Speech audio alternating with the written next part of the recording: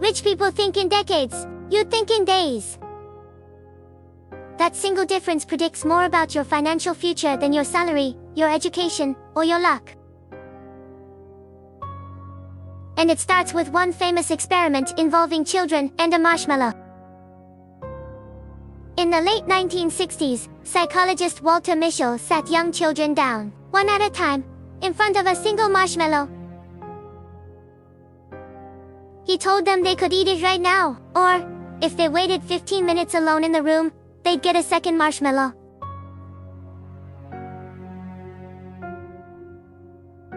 Some children ate it immediately, others found ways to wait, covering their eyes, singing to themselves, turning away from the temptation.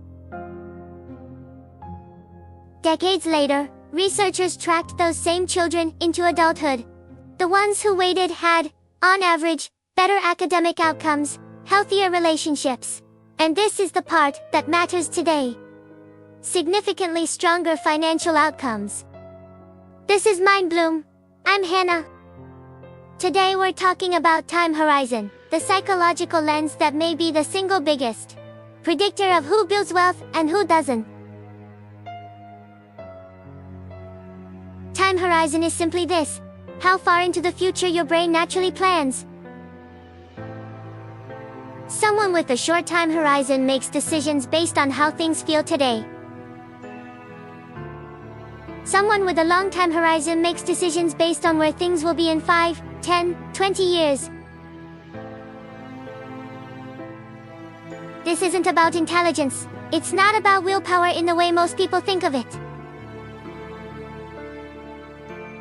It's a learned orientation toward time itself, and it shapes nearly every financial decision you make, often without you realizing it.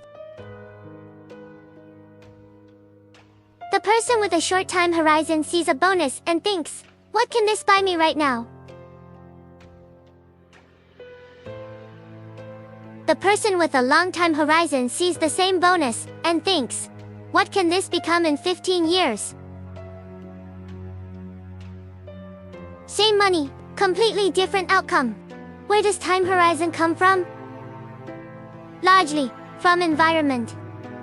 Researchers studying the original marshmallow experiment later found something crucial. Children's ability to delay gratification wasn't just about self-control. It was about trust. Children who had experienced unreliable promises in the past. Adults who said they'd come back and didn't. Environments where waiting wasn't rewarded. Ate the marshmallow immediately. And rationally, that makes sense. If your environment has taught you that the future is uncertain, the only logical move is to take what's available now.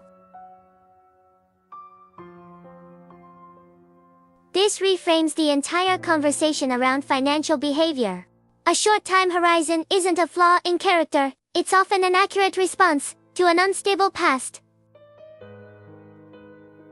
If you grew up in financial insecurity, paychecks that didn't stretch, promises about money that didn't hold, your brain learned, correctly, that the future is not guaranteed. So it optimizes for now, because now is the only thing it could ever count on. Here's how a short time horizon actually shows up in daily financial life. Compound interest feels meaningless. A future that's 15 years away doesn't feel real enough to sacrifice for. Debt feels manageable in the moment, and catastrophic only in hindsight, because the cost of debt is always in the future, and the relief of spending is always now.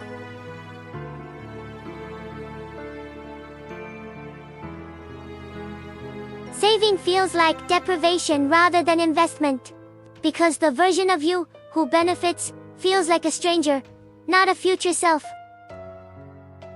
Researchers actually have a name for this: future self-continuity. People who feel emotionally connected to their future self save significantly more than people who experience their future self as essentially a different person. If your future feels abstract, distant, or unreliable, saving for it will always feel optional, even when, logically, you know it isn't. Now, here's what a long time horizon does differently. It doesn't require more discipline in the moment, two-moment sense. It requires a different relationship with time. People with long time horizons consistently describe their future self, almost as a real person they're responsible for, not an abstraction.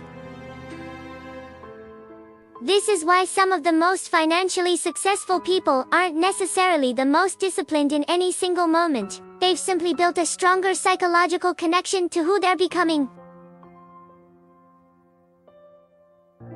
Investing makes sense to them, not because they understand compound interest better mathematically. Most people do, on paper, but because the future, where that compounding pays off, feels real and personal. This single shift, from an abstract future to a felt, personal one, changes financial behavior more than almost any other psychological factor. So, can a short time horizon become a long one?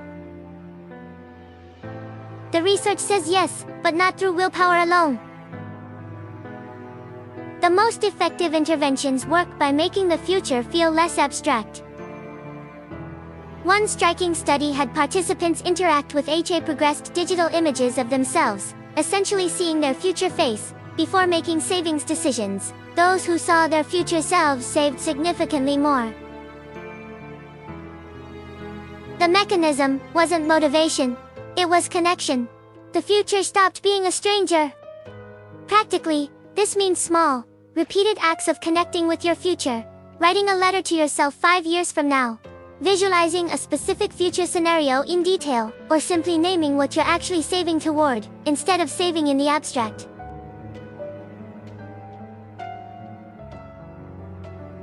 It also means rebuilding trust with the future, starting with small promises to yourself that you actually keep, the same way trust is rebuilt in any relationship.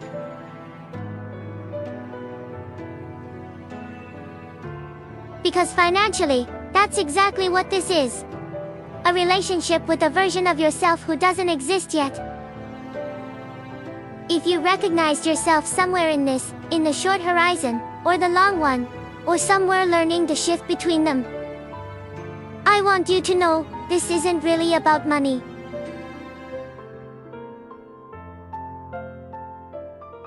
It's about whether your nervous system learned, early on, that the future was something worth trusting. If it didn't, that's not a character flaw, it's an adaptation to circumstances you didn't choose. And it can be unlearned slowly, the same way it was learned.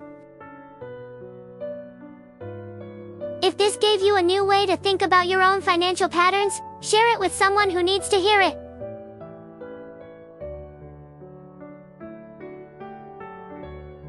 I'm Hana. Take care of yourself. I'll see you in the next one.